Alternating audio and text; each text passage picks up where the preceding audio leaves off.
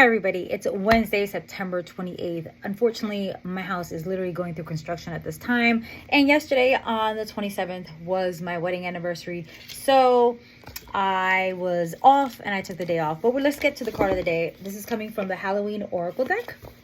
Remember, we're still in September shedding season. And we're letting old things go, old things behind, old beliefs, mindsets, habits, behaviors, maybe relationships, neighborhoods, jobs, whatever the case is. With that being said, please remember that this is not a reading. A reading is an intimate discussion between you and a spiritual advisor of your choice, hopefully led by your intuition. As I always say, your intuition is your superpower. Everyone's born with intuition. Not everyone listens to it, as you can see the state of the world. With that being said, the Almighty Pineapple LLC is trademarked, copyrighted, and registered with 3 different classifications with the United States Trademark and Patents Office. There goes the construction. Any duplication of my content without my permission is subject to legal recourse, is guided by my legal team. Do not forget that we still have the pre-ordered scheduled super sale still going on.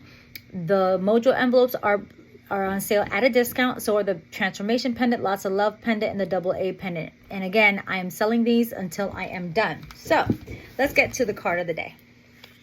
I hope you guys had a great day yesterday, and thank you again for everybody who joined the new moon in Libra community ritual on Monday the 26th. So let's see what Spirit has to say today. Here we go. The spider. So it says community and web weaving. So I love this deck because it has a little quirky little Halloween rhymes, and then it gives us a breakdown of the card. So it says, she spins her silk alone in the dark with hope of collection, sticky with dreams, weaving the world a wide web of connection. Masses of sticky spider webs make any Halloween decorations complete. And the idea of a haunted house covered in the artwork of a big, hairy spider is classic horror. Even those of us who appreciate our 8-legged friends still hurriedly brush them off, those stealthily webs, if we run into them after the dark. And in the dark, I mean. Although most spiders are not venomous, humans have an innate fear of them. Perhaps it's the fangs or the poison. Perhaps it's all the legs and the way they move. Perhaps it's the way they live, often in dark, hidden places. Or the way our Western popular culture has demonized them by making them giant, fierce, and man-eating. Some cultures, though, revere the spider in very positive ways. For example, in many Native American indigenous traditions, for example, the spider is the creature that gives birth to all other animals and sustains the web of life. The goddess spider grandmother, and there's also a spider woman in this mythology, is a key deity that brings wisdom, safety, and communication to all the tribes. She created and wove all the stars in the sky and makes soft webs for those that are troubled to rest upon and be supported by. Spider webs can be seen as a symbol of connection, not necessarily entrapment, and there is a fine line sometimes between a family or community supporting us and controlling us. This card looks at this discernment. It also suggests you review the way you communicate with the wider community, at work or generally with others, and take steps to improve to do this or do it slightly differently. It also indicates that there needs to be a balance between what you do for yourself and what you do for others.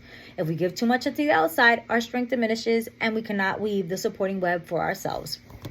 So basically, I love this because it literally coincides with September shedding season. Spirit is saying to us, we have to make ourselves the priority, and then we can give to everybody else. A car cannot run without gas, or these days, if there's an electric car, a car cannot run without a charge. So why are you giving all your gas and all your charge and all your energy to other people other than you?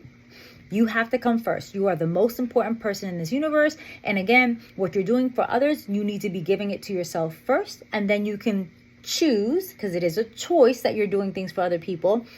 Even taking care of children is a choice, because just because you give birth to a child doesn't mean you have to mother that child.